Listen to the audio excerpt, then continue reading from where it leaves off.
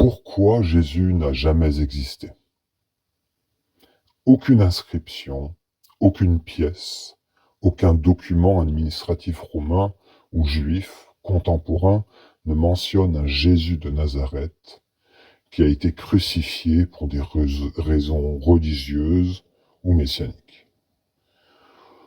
Alors par exemple, Philon d'Alexandrie, qui est mort en l'an 50, c'est un juif lettré qui décrit Pilate, les tensions juives, les sectes, mais par contre, il ne dit aucun mot sur Jésus, alors qu'il est fort possible qu'il ait été à Jérusalem au moment où Jésus aurait vécu. Ensuite, on a Juste de Tibériade. Lui, c'est un historien juif galiléen du 1er siècle. Idem. Il ne fait aucune mention de Jésus, selon les sources de Photius. Et ensuite, on a bien sûr Flavius Joseph. Flavius Joseph, alors lui, il y a 2 passages qui parlent d'un certain Jésus, mais le plus important de ces 2 passages est largement reconnu comme interpolé par les chrétiens. C'est le fameux Testimonium Flavianum. Et le deuxième passage, moins important, est beaucoup trop vague. C'est vraiment, il n'y a aucune preuve, rien. Ensuite, Paul. On va parler un peu de Paul. Parce que pourquoi Paul? C'est la plus ancienne source chrétienne.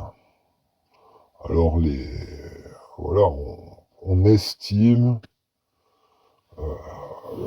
que les premières lettres authentiques de Paul, ou de quelqu'un qui se fait appeler Paul, datent de 50, 60. Donc ça précède les évangiles. Et ce qui est intéressant avec Paul, c'est qu'il ne parle pas de plein de choses. Il ne parle pas du tout des détails de la vie de Jésus. Pas du tout. Il ne parle pas d'un Jésus terrestre. Il ne parle pas des miracles de Jésus. Il ne fait aucun enseignement moral, comme on peut le voir dans les évangiles après. Et il ne parle pas de Marie, de Joseph, de Judas, des 12 apôtres, de Nazareth, etc. Par contre, Paul, il parle d'un Christ céleste. Un Christ qui a été révélé par des visions, par les Écritures. Il parle d'un Christ qui n'a pas été crucifié sur terre, mais en haut, dans le monde en haut, par les archontes, comme il dit dans sa lettre aux Corinthiens.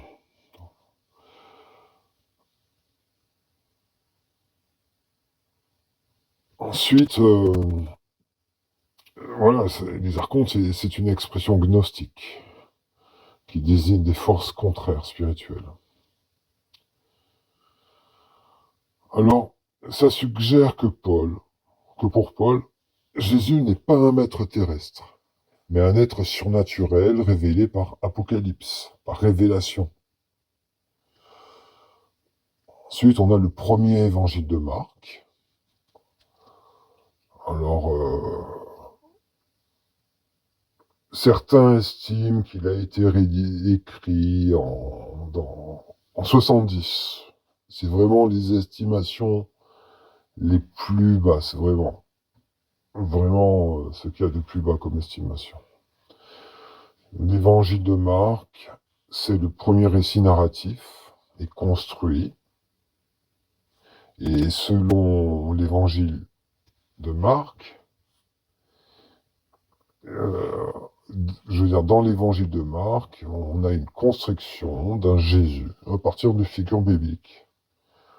Donc on a construit Jésus à partir de Moïse, avec le périple dans le désert, la transfiguration, les 12 disciples comme les 12 tribus, etc.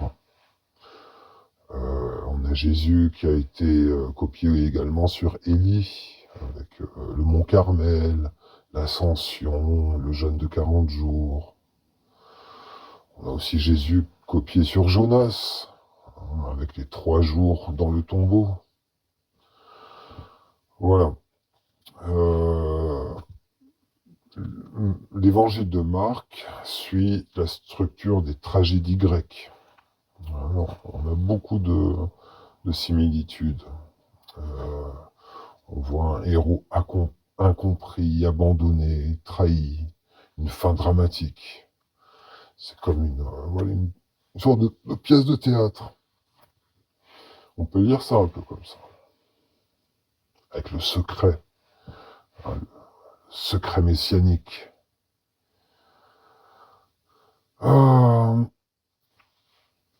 Après Marc, après l'évangile de Marc, on a Matthieu et Luc, estimés au plus bas à l'an 90. Matthieu et Luc, eux, ils copient Marc à plus de 80% en le modifiant. Et ils ajoutent des récits d'enfance mythiques. La naissance virginale, des étoiles, les rois mages, etc. Et surtout, les rédacteurs des évangiles de Marc et Luc sont préoccupés par l'accomplissement des Écritures, comme si Jésus était écrit à l'avance. Et enfin, on a Jean. Alors, lui, c'est l'évangile le plus tardif, parmi les 4.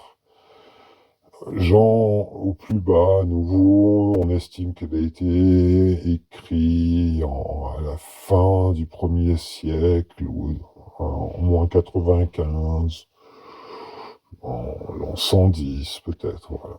Alors lui, l'évangile de Jean, il abandonne presque toute la chronologie synoptique des 3 premiers évangiles.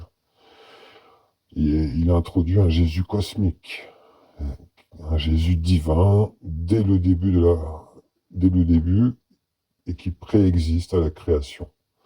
C'est le Verbe. Et ce Jésus parle comme un Dieu, pas comme un humain. On assiste alors à une amplification théologique progressive, une montée vers le divin. Mais il n'y a aucun fondement factuel. Bref, les récits évangéliques sont tissés de motifs mythologiques connus. La naissance d'une vierge. On voit ça avec Horus, Krishna, Dionysos.